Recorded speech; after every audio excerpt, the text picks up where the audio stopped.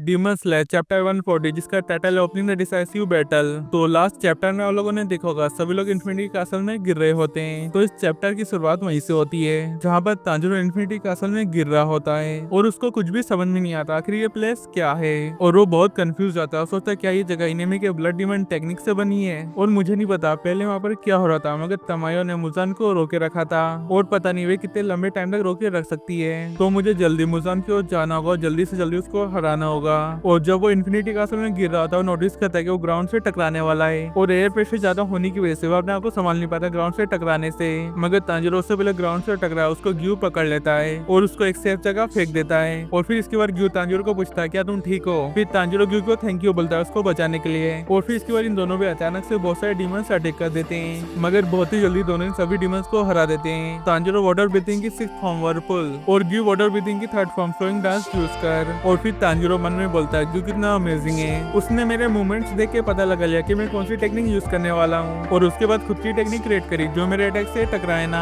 और फिर इसके बाद दोनों कासल में और आगे बढ़ते हैं। और फिर इसके बाद हम देखते हैं ओबाना मित्सुरी को बचाता है बहुत सारे डीमंस से अपनी सर्वेंट ब्रीथिंग की 5th फॉर्म स्लेटरिंग सर्वेंट यूज कर। और ये देख मित्सुरी बहुत ही ज्यादा खुश हो जाती है और ओबाना को सो वंडरफुल बोलती है। और फिर ओबाना इग्रो मित्सुरी से पूछता है क्या तुम्हें चोट तो नहीं लगी। फिर मित्सुरी रिप्लाई में बोलती है नहीं। और फिर इग्रो बोलते है चलो फिर चलते हैं। और फिर इसके बाद हम देखते हैं ग्योमे मोइचिरो कासल में दौड़ते रहते और डीमंस को मारते रहते हैं। और वो ये भी नोटिस करते हैं कि सभी डीमंस लोअर मोन्स के लेवल के हैं और वो ये भी सोचते हैं क्या मुजान हमको इनसे कमजोर करना चाहता है। और फिर इसके बाद मोइचिरो ग्योमे से कागे सामा के बारे में पूछता है और फिर ग्योमे बोलते हैं कागे सामा हमसे पहले आफ्टर लाइफ जा चुके हैं और उनके साथ आखिरी पल बहुत शानदार थे। और फिर मोइचिरो पूछता है क्या उन्होंने अपने आप को एक बेट की तरह यूज करा। फिर ग्योमे बोलता है हाँ, क्योंकि उनका आखिरी समय आ चुका था और उनके पास ज्यादा दिन नहीं बचे थे। और फिर मोइचिरो याद करता है जब वो डीमन से अटैक के बाद मौत के बहुत क्लोज था तब भी कागे सामा उसको इंकरेज करते रहे और ऐसा उन्होंने सभी डीमन हंटर्स के साथ करा है और वो बिल्कुल एक फादर की तरह थे। और फिर ग्योमे बोलता है हाँ मुझे पता है। और फिर मोइचिरो बहुत गुस्से में बोलता है कि मुजान ने सिर्फ मेरे भाई को ही नहीं छीना है, उसने हमारे सेकंड फादर को भी छीन लिया है और मैं अब कसम खाता हूँ कि मैं उसको मार दूंगा।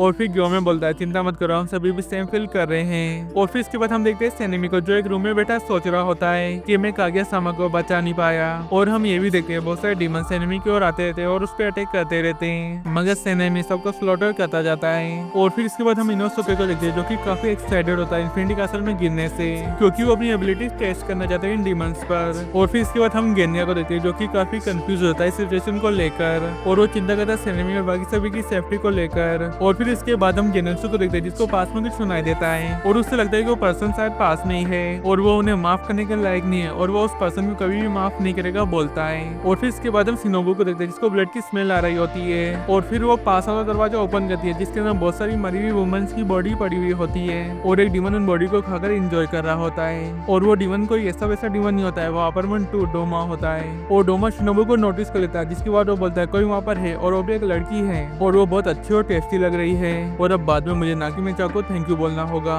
और इसके बाद ये चैप्टर यहीं पर खत्म हो जाता है। तो आई होप आप सभी को ये वीडियो पसंद आया होगा। तो ऐसे ही अगले चैप्टर्स के लिए वीडियो को लाइक और चैनल को सब्सक्राइब करना ना भूले। तो मिलते हैं नेक्स्ट वीडियो में, तब तक के लिए बाय बाय।